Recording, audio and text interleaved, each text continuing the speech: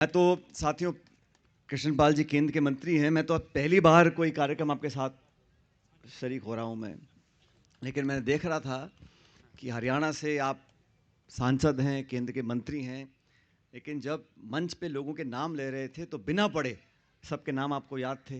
ये बहुत बड़ी बात है कि आप राजस्थान के सब लोगों के संपर्क में हो और सबको आप याद करते हो।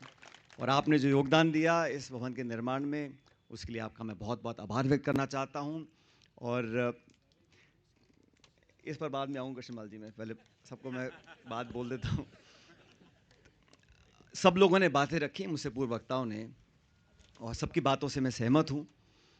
समाज के लिए, बच्चों को शिक्षित करने के लिए जो संसाधन की ज़रूरत पड़ती है, और प्रदेश की राजधानी में एक महत्वपूर्ण जगह पर इस भवन का निर्माण होगा। अलग अलग इसमें योजनाएं बना रखी हैं। मुझे सभी साथियों ने बताया कुछ दिन पहले कि क्या हमारी योजनाएं हैं।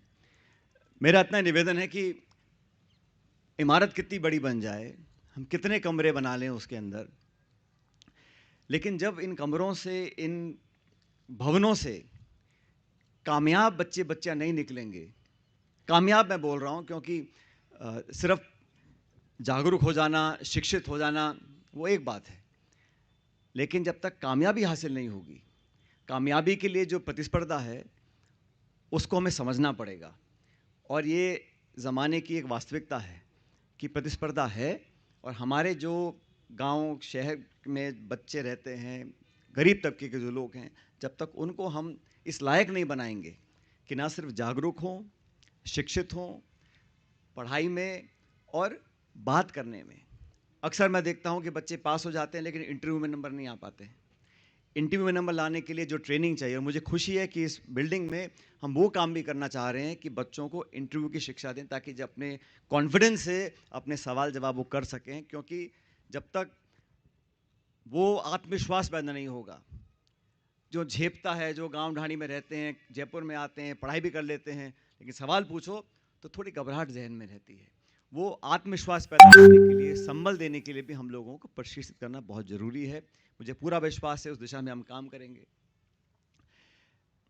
कुछ दिन पहले जब मुझे इस कार्यक्रम में आने के लिए न्योता दिया था, तो मैंने कहा हम जरूर आएंगे, और मुझे खुशी है कि आज मंच पर बहुत सारे हमारे साथी बैठे हैं, अलग अलग विचारधारा के, अलग अलग पृष्ठभूमि के, और केंद्र सरकार का प्रतिनिधित्व कर रहे हैं। मंत्री महोदय भी यहाँ पर आए हैं, और इंदिरा जी बोल रहे थे कि सरकार में कुछ कमी है, राज्य सरकार में।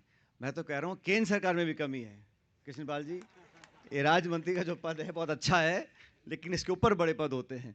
तो उम्मीद करते हैं कि अच्छे लोगों को मौका मिलना चाहिए, और आप तीसरी बार चुनाव जीत कर आए हैं। जैसा आप भी कह रहे थे और वक्ताओं ने बोला, राजनीतिक जीवन में हर दल की एक भूमिका होती है, हर विचारधारा को लोग कुछ पसंद करते हैं, नापसंद करते हैं। लेकिन मेरा अनुभव ये रहा पिछले 20-25 सालों में कि जो व्यक्ति, जो नेता, जो विचारधारा, जो संगठन लोगों को जोड़ने की बात करता है, कठिन समय में, चुनौतीपूर्ण समय में, कड़वा घूंट पीकर भी लोगों को एकत्रित करने का जो काम करता है, उस व्यक्ति को, उस नेतृत्व को, उन विचारों को लोग बहुत लंबे समय तक याद करते हैं। क्योंकि इतना बड़ा देश है, इतना बड़ा राज्य है, इतना बड़ा समाज है, अलग अलग सोच हो सकती है, और आपस में गलतफहमी पैदा करना बड़ा आसान सा काम है, कोई बहुत मुश्किल काम नहीं है। लेकिन बातों को समझकर, सोच विचार कर कर, अपनी कार्यप्रणाली में, अपनी बोली में, अपने काम करने के तरीके से अगर हम एक उदाहरण प्रस्तुत करते हैं, तो उसका लोग उसको देखकर उसका अनुसरण करते हैं। और जिन जिन लोगों ने गरीबों के लिए, किसानों के लिए संघर्ष किया, लोगों को जोड़ने का काम किया, विचार विरोधी हो सकते हैं, हमारी सोच, हमारे विचार, हमारा काम करने का तरीका अलग हो सकता है, और मैं तो कहता हूं चर्चा भी होनी चाहिए, सार्थक हो, आलोचना भी हो तो सार्थक हो। लेकिन जो किसी ने कहा मन से पहले, हमारा लक्ष्य क्या है? लक्ष्य पद लेना है, सत्ता में आना है, जीत हासिल करनी है, या जिन लोगों का काम करने के लिए चुनकर जाते हैं उनके जीवन को बेहतर करना है? क्योंकि कभी ना कभी सरकार किसी ना किसी की तो आएगी। जब मौका मिलता है कलम से, शाई से लिखने का, क्या हम उन लोगों के जीवन को बेहतर कर रहे हैं? जिनके लिए हमने शपथ ली है, जिनके लिए हमने वोट मांगा है।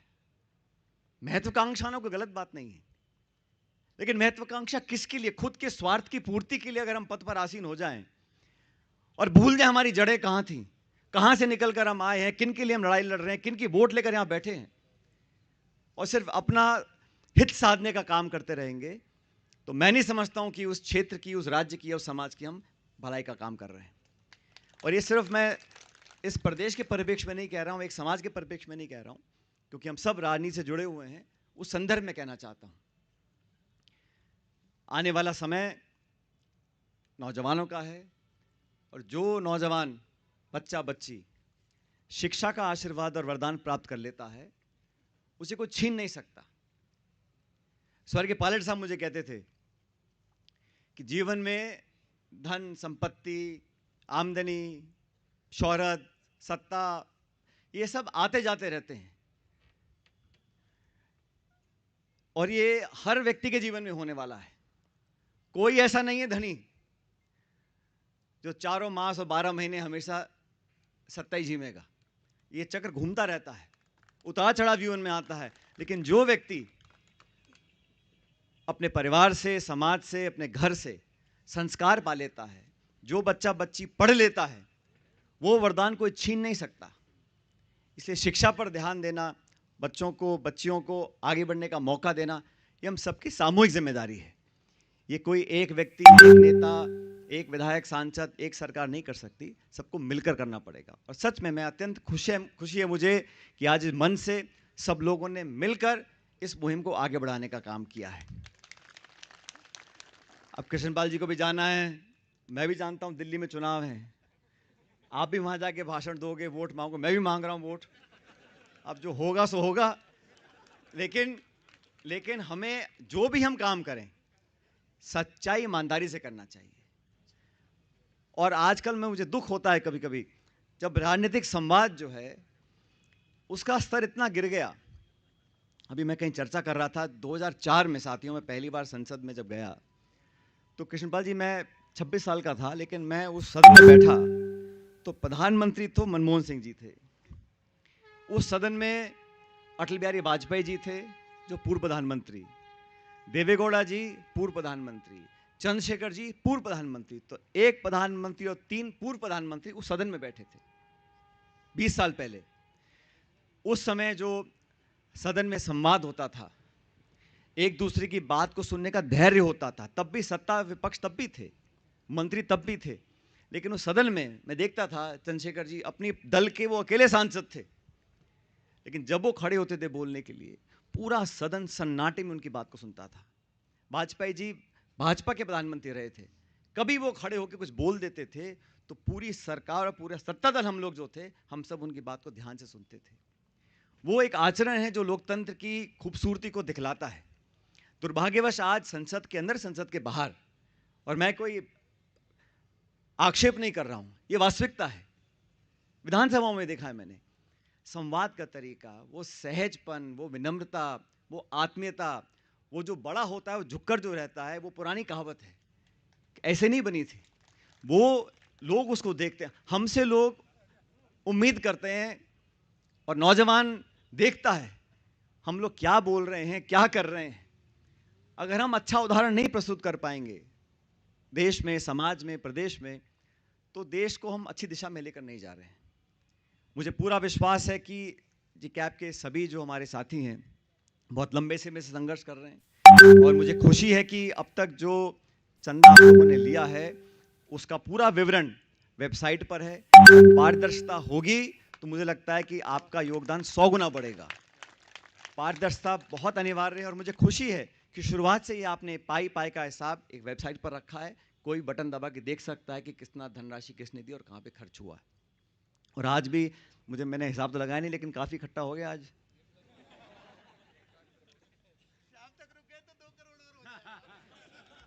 और रूप सिंह जी 2 दिन रुके तो 20 करोड़ कर दोगे यहाँ पे। भिवाड़ी में इतने दाम बढ़ गए जमीनों के, कुछ भी कर सकते हैं डॉक्टर साहब। लेकिन अभी मैं 2-4 साथियों से बात कर रहा था, तो मंत्री जी ने योगदान दिया, उसके लिए बहुत आभार, और सब साथियों ने बोला है। लेकिन अभी मैंने क्योंकि खटाना जी जो है हमारे पूर्व विधायक, ये कर्मचारी रह चुके हैं, कर्मचारी रह चुके हैं। तो मैंने कहा भाई आप सब भी आपको करना चाहिए, तो उन्होंने लिहाज बोल दिया कि आप बता देना कैसे क्या करना है। तो मैं तो आपको इतना ही बोल रहा हूँ, आप सब साथियों से बात कर लो और जो भी योगदान दो वो लाखों में नहीं होना चाहिए बस।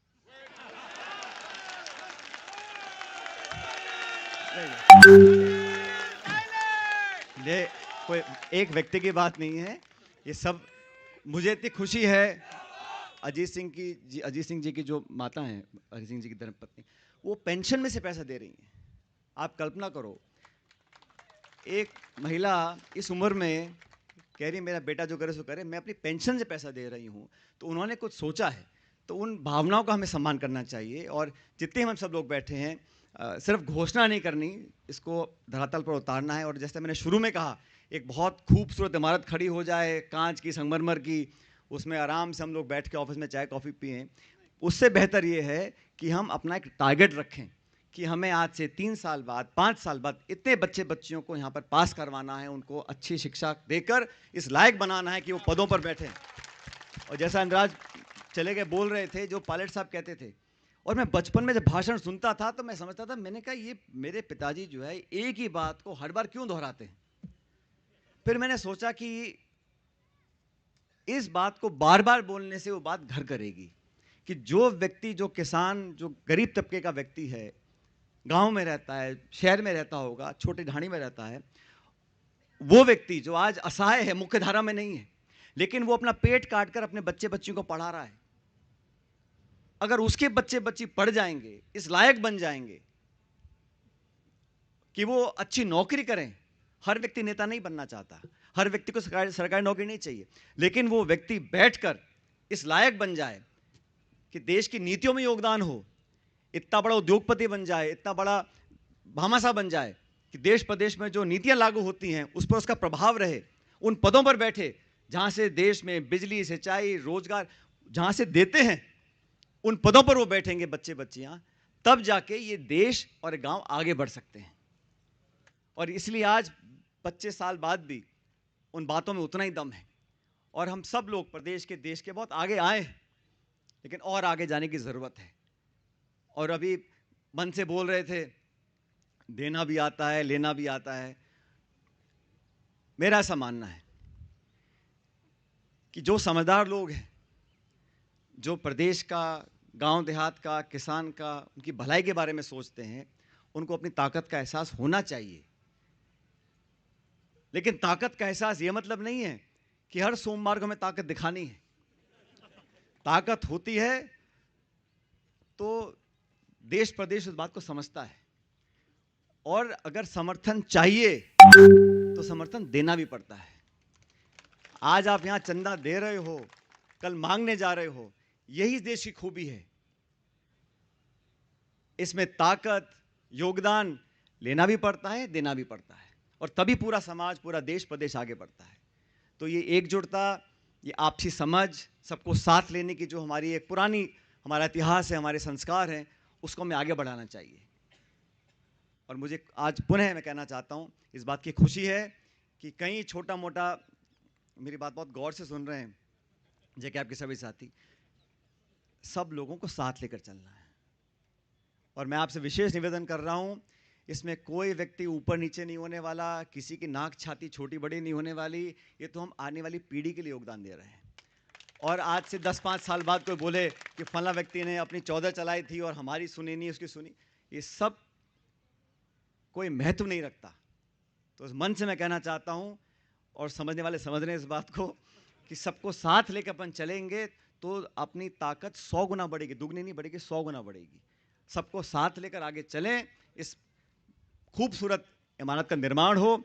और मैं तो चाहूँगा ऐसा निर्माण, ऐसी इमारत देश के हर राजधानी में हो, देश के हर ज़िले में हो, प्रदेश के हर ज़िले में हो, और हमारे बच्चे बच्चियाँ पढ़कर अपने पैरों पर खड़े हों, हम सब का नाम आगे बढ़ाएं। आपने सबको बुलाया, मेरी बात को सुना, हम सब की बात, विशेष रूप से मंत्री जी काम छोड़ कर आए हैं। अब चलें दिल्ली, आप और हम दोनों जाके भाषण देंगे। आप अलग मांगना, मैं अलग मांगूंगा। ये लोकतंत्र की खूबी है, और जनता निर्णय करती है, इसमें हम कुछ नहीं कर सकते, जनता के हाथ में है। लेकिन अपनी बात को रखना, हमारा दायित्व है। मैं विशेष रूप से धन्यवाद करना चाहता हूं मंत्री महोदय का कि आप समय निकालकर यहाँ पर आए, हम सबके निमंत्रण पर आपने यहाँ पर आना स्वीकार किया, और आप सब साथियों का मैं धन्यवाद देना चाहता हूँ कि आप लोग इसी तरह मुस्कुराते रहो, खुश रहो, फलो फूलो, और ईश्वर जो चाहेगा जरूर होगा, लेकिन आप सबकी एकजुटता, आपका स्नेह, आपका सानिध्य, आपका प्यार हमेशा बरकरार रहे। बहुत बहुत